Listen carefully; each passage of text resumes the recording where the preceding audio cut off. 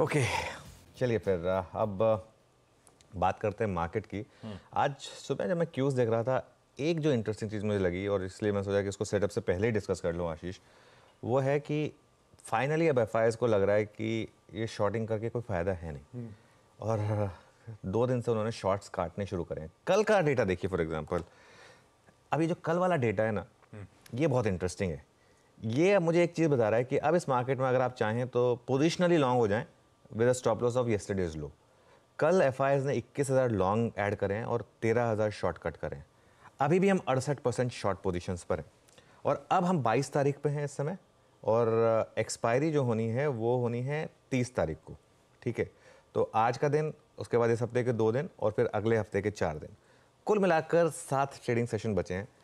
अब अगर इन 7 trading session में, और मुझे नहीं लगता कि कोई भी एफआईआई उसके बाद इन पोजीशंस को ज़्यादा तक कैरी करना चाहेगा क्योंकि मार्केट गिर नहीं रहा है। अगर ये पोजीशंस कटनी शुरू हुई तो मार्केट कितना जा सकता है 2 दिन में, 3 दिन में एक्चुअली, क्योंकि मैं अगर वो उस ट्रेडिंग जो छोटा सा सेशन था उसको भी इंक्लूड कर लूँ तो एफआईआईज़ ने करीब करीब 48,000 नेट शॉर्ट कॉन्ट्रैक्ट कम करे। अच्छा, अब ये समीकरण एकदम सही बैठ रहे हैं एग्जैक्टली 2019 वाले इलेक्शन से। वहाँ भी यही हुआ था, 2019 में भी बाजार चौथे फेज तक नहीं चला था। कल एक वीडियो वायरल हो रहा था, एक दो जो थोड़े से, देखिए हर जर्नलिस्ट है, हर एडिटर है, उसका कुछ ना कुछ तो बायस है, कोई लेफ्ट लीनिंग है, कोई राइट लीनिंग है। ठीक है, तो 2019 के इलेक्शन में भी चौथे पांचवें फेज के बाद ऐसे ही 2-3 वीडियोस वायरल हुए थे जिसमें उन्होंने कहा था कि 6 महीने पहले तक इट वाज क्लियर कि मोदी इज कमिंग बैक, अब थोड़ा सा रिस्क लग रहा है। और फिर हमने देखा था कि इलेक्शन में क्या हुआ। इस बार भी वही हो रहा है, इस बार भी वही वीडियोस आ रहे हैं कि 6 महीने पहले तक सब नॉर्मल था, अभी कुछ चेंज हो गया है। तो ये थोड़ा सा वॉलेटिलिटी रहती है, लेकिन एग्जैक्टली वही प्ले आउट हो रहा है और एग्जैक्ट उसी तरीके से प्ले आउट हुआ तो हम 1 जून तक I think all time high hit कर देंगे, ये एक पॉसिबिलिटी है। लेकिन एक चीज़ है, अगर आप वॉलेटिलिटी नहीं ले सकते हैं तो 4 जून तक बाहर रहें इस मार्केट से।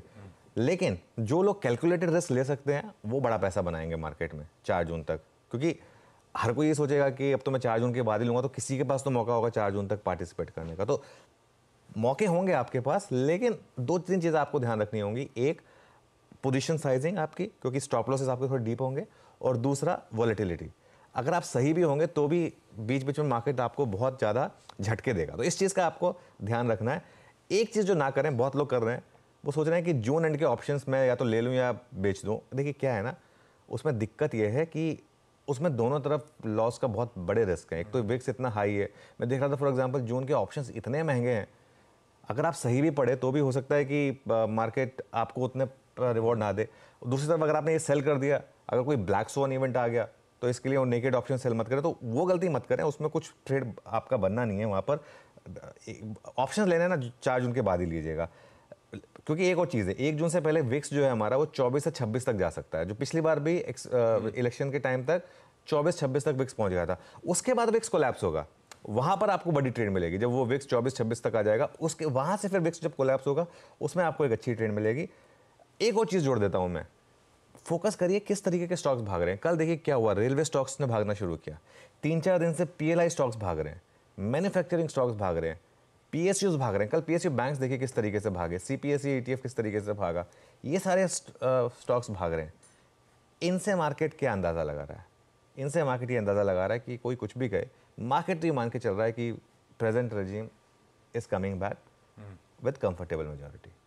एनडीए 3 आ रहा है और कंफर्टेबल मेजोरिटी के साथ आ रहा है, ये मार्केट मान के चल रहा है। अब ऑब्वियसली अगर ऐसा नहीं हुआ तो मार्केट में बड़ी डिक्लाइन आएगी, इसमें भी कोई वो डाउट नहीं है।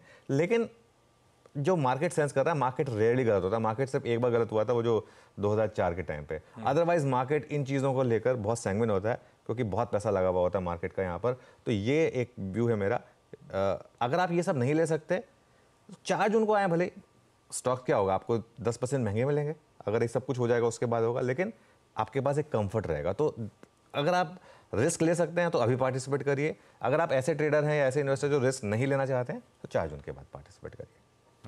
बिल्कुल ठीक है। ये है मोटा मोटी अब से लेकर वो इम्पोर्टेंट 4 जून के आउटकम तक का हमारा अप्रोच। अगर आप कैलकुलेटेड रिस्क ले सकते हैं तो शायद बढ़िया मौके, और ये वोलेटिलिटी से डर लगता है तो 4 जून के बाद इस बाजार में वापस एंटर करिएगा। चलिए आज के अब सेशन पे जरा फोकस करा जाए। गिफ्ट निफ्टी फिर वही थके थके से, लेकिन हाँ हल्के हरे निशान के साथ शुरुआत होने के इंडिकेशंस दे रहा है। कल हमने लोअर लेवल से एक स्मार्ट रिकवरी भारतीय बाजार में आती हुई देखी है। अच्छा, एज वी स्पीक सुबह तो खैर गिफ्ट निफ्टी सुबह से हल्का हरा है, एशिया ठंडा पड़ा हुआ था, एशिया लाल से हरे की तरफ बढ़ गया, तो थोड़ा बहुत एशियन मार्केट लोअर लेवल से रिकवर कर रहे हैं। सुबह आज सारा दबाव में था, अब देखिए काफ़ी ग्रीन तरफ एशिया नज़र आएगा। हालांकि यूएस से हैंडओवर डिसेंट ही है, कल फिर 1/4% तक का उछाल था और आज सुबह के फ्यूचर्स भी फ्लैट पड़े हुए हैं, तो अपने हाईएस्ट लेवल्स पर ही कंसोलिडेट कर रहे हैं। डे ऑन डे कुछ बहुत इंच अप ही करके नजर आएंगे यूएस के मार्केट्स। तो ऐसे में दरअसल हैंडओवर है कैसा, क्या देखना है, क्या सुनना है, वो जान लिया जाए। Neeraj ji, good morning. सब चंगा सी? सब चंगा है। यूएस में तो कम से कम बढ़िया चंगा है। और कल की कहानी सिर्फ इस बात पे वहाँ पे मार्केट में थी कि आज जो एनवीडिया के रिजल्ट्स आने उसको लेकर के लोग इंतज़ार कर रहे हैं कि कैसे नतीजे आएंगे। होप बहुत ज़्यादा बिल्ट है। ये एक थोड़ी चिंता भी होनी चाहिए। बहुत ज़्यादा उम्मीद बना डाली लोगों ने कि नंबर सुपर सॉलिड आने चाहिए। अगर वो नंबर वैसे नहीं आते या आगे गाइडेंस में कोई दिक्कत आती है तो मार्केट दुखी होगा, अदरवाइज़ नहीं होगा। लेकिन मुझे ऐसा इसलिए नहीं लगता क्योंकि लास्ट क्वार्टर की कमेंट्री में भी एनवीडिया ने आने वाले क्वार्टर्स के लिए, आने वाले साल के लिए बहुत अच्छे टारगेट्स दिए थे कि हम कितना कितना अचीव करेंगे। तो उससे लगता नहीं निराशा होगी, लेकिन फिर भी नज़र रखनी चाहिए। पूरा मार्केट उसी का इंतजार कर रहा है। इस बीच बॉन्ड यील्ड नीचे आ गई थोड़ी और गोल्ड सिल्वर भी थोड़े थोड़े से डिक्लाइन हुए, लेकिन वो इंट्राडे में होता रहता है। फेड के कई अधिकारी अपनी अपनी बात रख रहे हैं कि रेट कट शायद ना हो या अभी उतना कंफर्ट नहीं आ रहा है लास्ट एक क्वार्टर के इन्फ्लेशन को देख करके। इन सब बयानों के बीच में जो काम की बात है वो सिर्फ ये है कि बॉन्ड मार्केट ने अपनी पोजीशनिंग कर ली है मिनिमम रेट कट या नो रेट कट की। अभी तक वो दो की बातें चल रही थी, अब बॉन्ड मार्केट का डेटा ये कहता है कि उन्होंने जो अपनी पोजीशनिंग बनाई वो एक रेट कट की बनाई है सिर्फ, और वो भी ईयर एंड तक। तो ये एक बहुत पॉजिटिव साइन है इक्विटी मार्केट के लिए कि होप सब खत्म, वो कटे चाहे ना कटे, मार्केट अर्निंग्स पे चलेगा और इसीलिए एनवीडिया का इंतजार होना चाहिए। तो अगर एनवीडिया ने निराश नहीं किया तो अगेन आप एक बड़ी रैली कल यूएस मार्केट में देखेंगे और उसका फ़ायदा दुनिया के दूसरे चिप स्टॉक्स को खास तौर पे होगा। तो मुझे लगता है ध्यान रखना चाहिए। बाकी फेड के मिनट्स आएंगे, वो हिस्ट्री है, वो घूम घूम के जो इनके अधिकारी बोल रहे हैं उसमें कोई बहुत नई चीज़ सुनने को शायद ही ना मिले। तो मुझे लगता है ये फोकस करना चाहिए। आज की कहानी सिर्फ इंडिया के आसपास ही घूमेगी। शाम को वो नंबर्स आने दिग्गज के, कमेंट्री कहती है नंबर शायद अच्छे रहेंगे, पर फिर भी बहुत कुछ बाजार ने ऑलरेडी फैक्टर इन कर रखा है, इसलिए आज से उसको डिलीवर करना बहुत जरूरी। खैर वो शाम की बात। हैंडओवर बढ़िया है, यूएस इक्विटीज इंच अप ही करते हुए, सारा मूड ठीक ही है। अपना सेटअप देख लेते हैं, यहां पे क्या हाल है। कल शुरुआती ट्रेड में विक्स अचानक फट गया, तगड़ा उछाल के साथ खुला, उसने सारे समीकरण बिगाड़ दिए। फिर वो धीरे धीरे 1-1.5 घंटे 2 घंटे बाद लो लेवल से रिकवरी का रुझान बना, रिकवर हुए। 100 पॉइंट गिरावट थी भाई, उसके बाद ठीक है हरे में बंद हुए। तो इंट्राडे ठीक रहा सेशन, लेकिन पता नहीं घबराहट भी होती है स्क्रीन को देख के, अजीबोगरीब है। सेटअप है कैसा? सेटअप ठीक है, वैसे मार्केट का कोई दिक्कत नहीं है सेटअप में। आप देखिए कल DIS ने बाई किया वापस 3,500 करोड़ का, और यही मार्केट को सपोर्ट कर रहा है। FIS की लगातार सेलिंग है, कल 1875 करोड़ के करीब की सेलिंग है FIS की, और कल ग्रॉस वॉल्यूम्स काफ़ी बढ़े हैं FIS के। लेकिन पर ये बार भी आ गया आपके स्क्रीन पर, देखिए किस तरीके से FIS लगातार सेलिंग कर रहे हैं। सिर्फ एक दिन बाइंग आई थी और DIS लगातार बाइंग कर रहे हैं, एक दिन सेलिंग आई थी।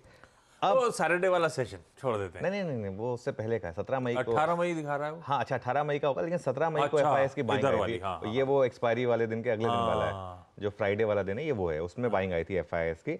और खैर कोई नहीं, ये सब कभी कभी सब चलता रहता है। लेकिन उसके अलावा क्या हुआ, देखिए आप इंडेक्स फ्यूचर्स में देखिए, कल FIS ने करीब करीब 2015 करोड़ की बाइंग की है इंडेक्स फ्यूचर्स में, और स्टॉक फ्यूचर्स में भी करीब करीब 1500 करोड़ की बाइंग हुई है। ये इंटरेस्टिंग है मामला, क्योंकि ये आपको दिखा रहा है कि शॉर्ट कवरिंग शुरू हुई है, जो मैंने शुरू में भी डिस्कस किया था। विद इन दैट भी अगर आप देख लीजिए 1623 करोड़ की बाइंग हुई है बैंक निफ्टी फ्यूचर्स में, और करीब करीब 562 करोड़ की बाइंग हुई है निफ्टी के फ्यूचर्स में। और अगर आप एक ट्रेंड देखेंगे यहाँ पर पिछले कुछ दिनों का, तो 3 दिन से आप बाइंग है इंडेक्स फ्यूचर्स में। मैं इंडेक्स फ्यूचर्स देखता हूँ सिर्फ यहाँ पर, क्योंकि सबसे ज़्यादा इंपॉर्टेंट यही होता है इन सारे आंकड़ों में, इंडेक्स फ्यूचर्स के आंकड़े, क्योंकि इसमें नेट आपको एक डायरेक्शनल कॉल मिलती है। तो 3 दिन से 614 करोड़, 134 करोड़, चलो 134 तो वो सैटरडे वाला, उसको भूल जाइए, लेकिन फिर भी बाइंग है प्लस 2015 करोड़। और अब आप लॉन्ग शॉट देखिए किस तरीके से कम हुए हैं पिछले 3-4 दिनों में। कल के कल में ऑब्वियसली जो हमने डिस्कस किया 21,000 लॉन्ग जुड़े, 13,000 के करीब शॉर्ट कटे। नेट कॉन्ट्रैक्ट अगर आप देखें, हम 2,60,000 शॉर्ट तक पहुंच गए थे करीब करीब। 16 मई को 2,60,000 शॉर्ट पोजीशंस थी, जो पिछले लगातार 3-4 दिन से कम हो रही हैं। और अब देखिए आते आते 2,12,000 शॉर्ट पर आ गए हम। ये इस समय कुल मिलाकर नेट शॉर्ट पोजीशनिंग है। इंडिया विक्स कल भी 6% भागा, लेकिन ध्यान रखिए पूरा का पूरा जो विक्स मूव आया सुबह सुबह आ गया था। उसके बाद इंट्राडे में तो एक्चुअली विक्स कूल ऑफ हुआ है। और अगर आप पुट कॉल रेशियो देखें तो 1.15 पर है वर्सेस 1.24। और बैन की जहाँ तक बात है, आज मैं फोकस करूँगा पहले उन स्टॉक पर जो बैन से बाहर आए हैं। 3 स्टॉक्स बैन से बाहर आए, जिसमें 2 मेटल्स में है, तो ये सबसे इंपॉर्टेंट है, हिंदुस्तान कॉपर, सेल और बिरला सॉफ्ट बैन से बाहर आए, लेकिन 3 ऐड हो गए बैन में। ये सब्स्टिट्यूट चल गए बेसिकली, IEX, नैल्को और PNB, ये 3 ऐड हो गए और 10 ऑलरेडी बने हुए, तो कुल मिला के एज इट इज 13 स्टॉक्स। बहुत बढ़िया। तो बढ़िया है, बड़े इवेंट से पहले अब धीरे धीरे एफआईआईज अपने शॉर्ट्स कवर कर रहे हैं, रिड्यूस कर रहे हैं। उनके नेट कैश मार्केट में सेलिंग रिड्यूस हो रही है, नेट इंस्टीट्यूशनल फ्लो पॉजिटिव हो रहा है। समीकरण धीरे धीरे बड़े इवेंट से पहले देखने में तो अच्छे लग रहे हैं। और अपना भी डिफाइंड मार्कर्स, कल क्या चर्चा हुई थी, हमारा सपोर्ट था 22,380 का, हमारा रेजिस्टेंस था 22,626 का। कल सुबह 8 बजे की कमेंट्री में अपना बाय जोन बना था 22,380 से लेकर 22,430 के आसपास के जोन्स, मेरे ख्याल से अपन ने मेंशन करा था बाय के जोन्स होंगे। उसी जोन्स पे शुरुआती ट्रेड में जब लड़खड़ाए भारतीय बाजार, उसी जोन्स पे आए, बल्कि इंटरडे लो ही 404 के आसपास था। तो उस जोन्स पे आपने अगर बाय करा होता तो ड्यूली बाजार ने आपको बढ़िया तरीके से रिवॉर्ड करा था। और अपने स्टॉप लॉस तो बढ़िया थे 330 के या 340 के, तो बढ़िया रहा, वो स्क्रीन पे प्ले आउट होता हुआ अपने बाय जोन पे वो बाजार आया और रिवॉर्ड करके गया। निफ्टी का अब अप्रोच का रखा जाए, इस तरह के ग्लोबल समीकरण, इवेंट सामने खड़ा, और अब ये एफआई की पोजीशनिंग थोड़ी सी बदल रही है, उसको देखते हुए। बिल्कुल, देखिए आशीष, निफ्टी की जहाँ तक स्ट्रैटेजी है, कल तो खैर निफ्टी ने सेल जोन का रिस्पेक्ट टेक्निकली गिफ्ट निफ्टी ने किया, क्योंकि कल गिफ्ट निफ्टी उसी लेवल पे खुला था, वहां से शुरू में कोलैप्स हुआ, लेकिन बाय जोन ने ब्यूटीफुली वर्क किया कल निफ्टी ने। ठीक है, अब यहाँ पर करना क्या है आपको, देखिए पहली रेजिस्टेंस है 22,591 से 22,670, कल का हाई है यहाँ पर, और ऑप्शंस का जोन भी है यहाँ पर। ठीक है, तो ये आपके लिए पहला रेजिस्टेंस है। और बड़ी रेजिस्टेंस है आपकी 22,750 से 22,800, ऑल टाइम हाई का जोन आपका 22,794 करीब है ऑल टाइम हाई। ठीक है ना, सपोर्ट कहाँ पर है 22,375 से लेके 22,425। ठीक है, ये आपका कल का लो और ऑप्शंस का जोन भी है ये। और जो बड़ा सपोर्ट है आपका वो है 22,270 से लेकर 22,360, ये आपका 50 और 20 डे एक्सपोनेंशियल मूविंग एवरेज। तो ये इन लेवल्स पर बेसिकली आपको नज़र रखनी है। सेल जोन कहाँ पर है, सेल जोन है 22,550 से 22,625 का आपका, जहाँ पर लग रहा है कि हम खुलेंगे। और एक स्टॉप लॉस रखिए 22,670 का। देखिए मैं आज जो भी आपको स्ट्रैटेजी दे रहा हूँ प्योरली इंट्राडे है, प्योरली, क्योंकि मेरा व्यू ये है कि अभी आप प्योरली इंट्राडे रहें। और बाय जोन कहाँ पर है 22,425 से 22,475, और एक स्टॉप लॉस रखें 22,370 का। दोनों साइड के ट्रेड अगर आप ले सकते हैं तो रहिए इस मार्केट में, नहीं ले सकते तो थैंक यू वेरी मच करके कुछ टाइम के लिए मार्केट से बाहर रहिए इंडेक्स ट्रेडिंग से, और स्ट्रिक्टली इंट्राडे और स्ट्रिक्ट स्टॉप लॉस के साथ ट्रेड में काम करें, तभी एक आपके लिए बेटर रहेगा। ये कल ब्यूटीफुली वो ट्रेड प्ले आउट हुआ बाय जोन से, और आज के लिए समीकरण आपको आपकी स्क्रीन पे नजर आएंगे।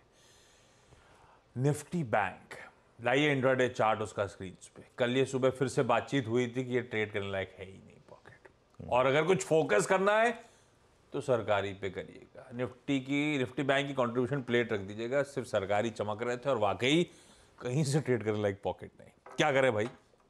देखिए निफ्टी बैंक में मुझे लग रहा है आज आपको शायद एक ट्रेड मिल जाए। आज इनकी एक्सपायरी का दिन, आज एक्सपायरी है इसके लिए, आज एक्सपायरी है तो लिमिटेड ट्रेड मिले, लेकिन विद इन रेंज आपको ये आज शायद थोड़ी सी ट्रेड पॉसिबल है निफ्टी बैंक पर। ऑप्शंस की रेंज है एक, उस रेंज में ट्रेड करना है आपको। रेंज क्या है वो 47,808 टू 48,181। आज लेवल बेस काम करें निफ्टी बैंक पर। मैं पिछले 3-4 दिन से बोल रहा हूँ कि अवॉइड करें, लेकिन आज मैं कह रहा हूँ एक बार के लिए लेवल बेस ट्रेड लें। यहाँ पर एक सेल जोन है 48,150 टू 48,250 का, और एक स्टॉप लॉस लगा दीजिए यहाँ पर 48,300 का। सिमिलरली एक बाय जोन है 47,750 टू 47,850 का, और एक स्टॉप लॉस लगा दीजिए 47,700 का। ठीक है, लिमिटेड रेंज में इसको ट्रेड करिए। एक आउटसाइड चांस है कि अगर मार्केट में ट्रेंडिंग मूव आना शुरू हो, in that case again intraday रहें, या तो 48,300 का ब्रेकआउट चेस करें, 48,300 का ब्रेकआउट हो तो कॉल ले लें, या 47,700 का ब्रेकडाउन चेस करें, 47,700 अगर ब्रेक हो जाए तो पुट ले लें। अगेन जो भी ट्रेड करें स्ट्रिक्टली इंट्राडे और स्ट्रिक्ट टाइट स्टॉप लॉस के साथ करें, तभी बेटर रहेगा। ये मेरे ख्याल से आज के लिए एक आपकी अप्रोच रहेगी। ठीक बात, यह है निफ्टी बैंक के लिए आज बुधवार के दिन, जब निफ्टी बैंक की वीकली एक्सपायरी की तैयारी हो रही है। हमारा अप्रोच लेवल्स नोट डाउन कर लीजिए।